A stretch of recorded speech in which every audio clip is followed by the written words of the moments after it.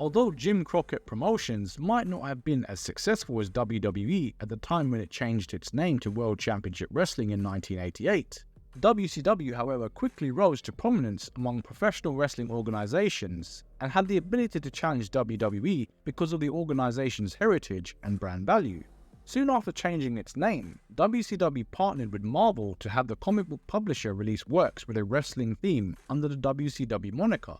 Working together with Marvel Entertainment to have the printed comics based on WCW wrestlers was a successful strategy for the newly renamed WCW to increase its visibility as a larger-than-life entertainment brand, similar to the characters portrayed in Marvel Comics. It wasn't the first time Marvel has used professional wrestlers in its comics. Hulk Hogan had previously appeared in one of their publications.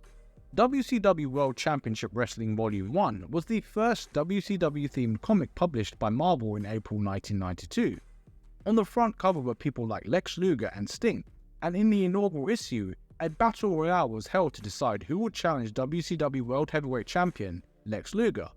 To get an idea of which wrestlers were included in this issue and subsequent ones since the comic was released in early 1992, it featured the likes of the Steiner brothers, Sting, Dustin Rhodes, and Brian Pillman.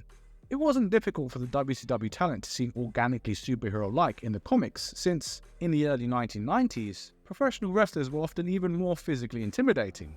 While it may surprise some that Marvel published comic books with a WCW theme in the first place, it may surprise even more people that Marvel published 12 issues of the WCW World Championship Wrestling comics, despite the series' lackluster popularity.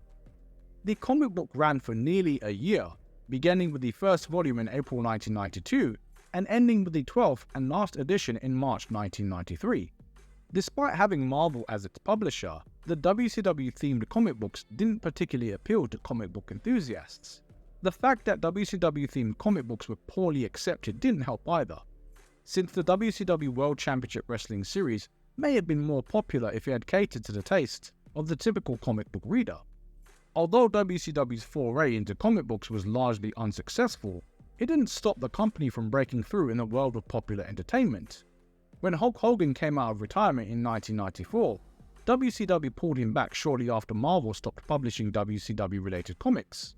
The rest, as they say, is history, as WCW continued to challenge WWE throughout the Monday Night Wars, until it was eventually bought out by WWE in 2001.